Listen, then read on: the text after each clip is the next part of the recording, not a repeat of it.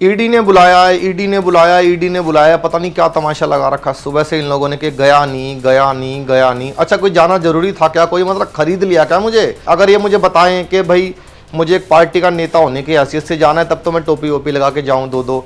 अगर ये मुझे बताएं कि मुझे भाई दिल्ली के मालिक की हैसियत से जाना है तो फिर मैं ऊपर गोल बंद गले वाली वो पहन के जाऊं। बेल बजी है, बेल बजी है, एक मिनट, बेल बज गई, घर की बेल।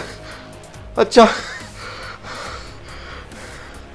नहीं, ईडी वाले नहीं है, दीदी आई है काम वाली, ईडी नहीं आई दोस्तों, रिलैक्स। नमस्कार, आप देख रहे हैं सौगंध टीवी। मैं हूं आपके साथ आशा शर्मा। दिल्ली के सीएम अरविंद केजरीवाल शराब नीति मामले में कुछ पूछताछ के लिए ईडी के सामने पेश नहीं हुए। केजरीवाल ने ईडी को लिखित जवाब भेजकर नोटिस को राजनीति से प्रेरित बताते हुए इसे वापस लेने की मांग की है। ऐसे में संजय सिंह ने मनीष सिसोदिया के बाद अब मुख्यमंत्री केजरीवाल पर भी ईडी की तलवार लटक रही है। केंद्र सरकार और केजरीवाल के बीच ये कोई नई राजनीति खींचतान नहीं है। दोनों पार्टियों के बीच हमेशा से ही 36 का आंकड़ा रहा है। वहीं इस मामले में अब स्टार कॉमेडियन दीपक सैनी उर्फ केजरी बवाल भी कूद गए हैं। उन्होंने अनोखे अंदाज में सीएम पर तंज कसा है। दीपक ने इससे पहले भी एक वीडियो को जारी किया था। वहीं अब सीएम के पूछताछ को टालने के बाद एक बार फिर दीपक ने केजरीवाल का मजाक बनाया है, जिसे सुनकर एक बार फिर उनके चाहने वाले हंसी से लोटपोट हो रहे हैं। आइए हम भी देखेंगे वीडियो। नमस्कार दोस्तों, साथियों, मैं केजरी बवाल। ईडी ने बुलाया है, ईडी ने बुलाया, ईडी ने बुलाया, पता नहीं क्या तमाशा लगा रखा सुबह से इन लोगों ने कि गया नहीं गया नहीं गया नहीं। अच्छा, कोई जाना जरूरी था क्या? कोई मतलब खरीद लिया क्या मुझे? अच्छा, उन्होंने किस हैसियत से मुझे सम्मन भेजा? साथियों, मुझे अभी मैंने ये जवाब भेजा उनको कि आखिर आपने मुझे किस, मतलब उनकी हैसियत पे कोई डाउट नहीं है मुझे, उनकी हैसियत पे मेरे को किस हैसियत से भेजा है? भाई दिल्ली का मालिक हूँ मैं, दिल्ली का मालिक, दिल्ली के मालिक की हैसियत से बुलाया है कि मुझे सीएम के नाते बुलाया है, या फिर मुझे एक पार्टी के नेता के रूप में, पार्टी के मालिक के रूप में बुलाया? उन लोगों ने मुझे बताया नहीं। क्योंकि देखो दोस्तों, अब मैं किसी को बुला के लाऊं, घर से बुला लूं कि यार तू वहां पे आ जा, कोई दोस्त किसी को बुला लेता है, तो ऐसे तो नहीं जा सकते ना। उसको बताना पड़ता है कि शादी में चलना है या किसी की मृत्यु पे चलना है या कहीं दुख में जाना है, किसी को बताना पड़ता है, आदमी उसी के अकॉर्डिंग तैयार होता है। अब इन लोगों ने मुझे कुछ बताया नहीं। अगर ये मुझे बताएं कि भाई मुझे एक पार्टी का नेता होने की हैसियत से जाना है तब तो मैं टोपी वोपी लगा के जाऊं दो दो। अगर ये मुझे बताएं कि मुझे भाई दिल्ली के मालिक की हैसियत से जाना है तो फिर मैं ऊपर गोल बंद गले वाली वो पहन के जाऊं। अब अगर दिल्ली के सीएम के नाते बुलाएं तो फिर मैं पुरानी वो ये शर्ट जो मैं रात को तकिए के नीचे लगा के सो जाता हूं, काफ़ी बुसा देता हूं, फिर उस पर सुबह सुबह सस्ते वाले जूतों पे धूल की पॉलिश करता हूं, वैसे तैयार होकर जाऊँ। इन लोगों ने तो बताया ही नहीं, ऐसे बुला लिया मुझे जैसे मेरी कोई इज्जत ही नहीं है। दोस्तों, ऐसे तो नहीं बुलाना चाहिए ना इनको। फिर ये कहते हैं मैं गया क्यों नहीं।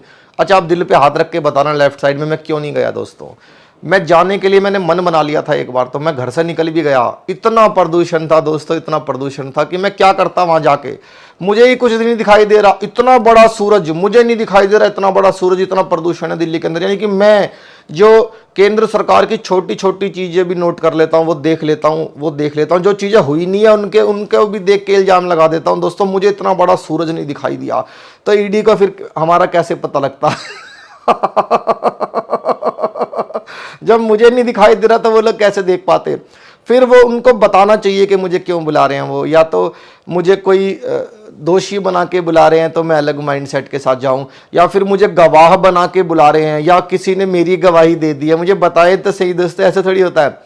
अब मैंने सोचा कि मुझे जाना नहीं है, तो मैं दिल्ली के बाहर कहाँ जाऊँ, मेरा है कौन इस दिल्ली के अंदर? तो मैंने फिर फ़ोन मिला, बेल बजी है, एक मिनट, बेल बज गई, घर की बेल। अच्छा नहीं, ईडी वाले नहीं है, दीदी आई है काम वाली, ईडी नहीं आई दोस्तों, रिलैक्स। तो दोस्तों, मैंने सोचा कि मैं फ़ोन मिलाता हूँ अपने इंडी गठबंधन के लोगों को। मैंने राजस्थान में फ़ोन मिला दिया दोस्तों, क्योंकि वहाँ पे भी इंडी गठबंधन है।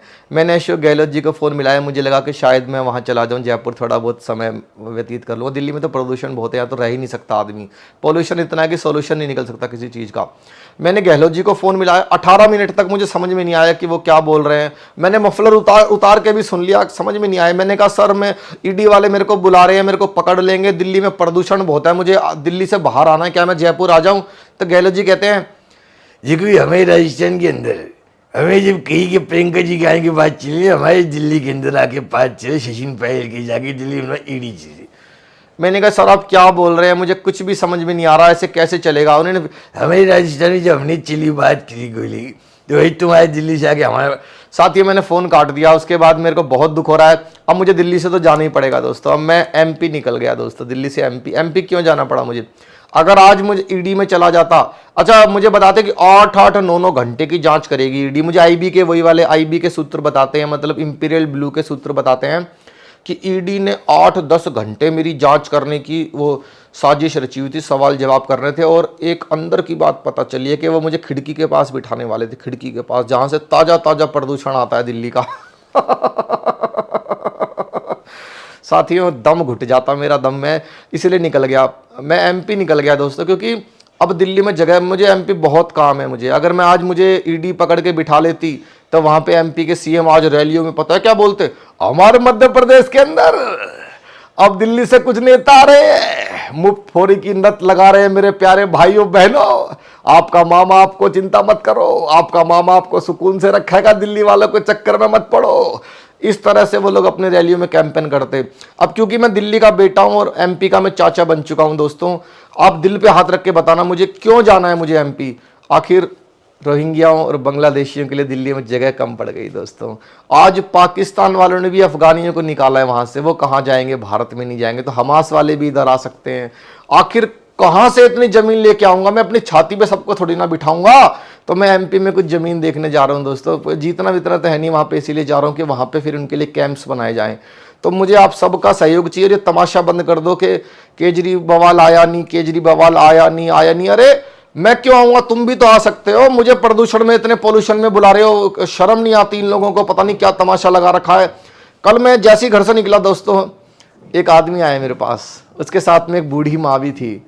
उन्होंने कहा कि हमारा आशीर्वाद तुम्हारे साथ है। दोस्तों मैं आशीर्वाद लेके घूम रहा हूँ, लोगों के आशीर्वाद लेके घूम रहा हूँ, और ये लोग मुझे दूसरा नोटिस जारी करेंगे, तीसरा नोटिस जारी करेंगे। अरे मुझे समझ में नहीं आता दोस्तों, मैंने ऐसी क्या गलती कर दी कि मुझे बार बार बुला रहे हैं। मालिक को, मैं किसी मालिक को कोई ऐसे कैसे बुला सकता है। एक बार इनसे सवाल तो पूछो, सवाल नहीं पूछते दोस्तों आप लोग इनसे। दिल पे हाथ रख के बता रहा हूँ, जाऊंगा नहीं मैं, मुझे पता है पकड़ के बिठा लेंगे। धन्यवाद। आप देख रहे हैं सौगंध टीवी, सौगंध वतन की।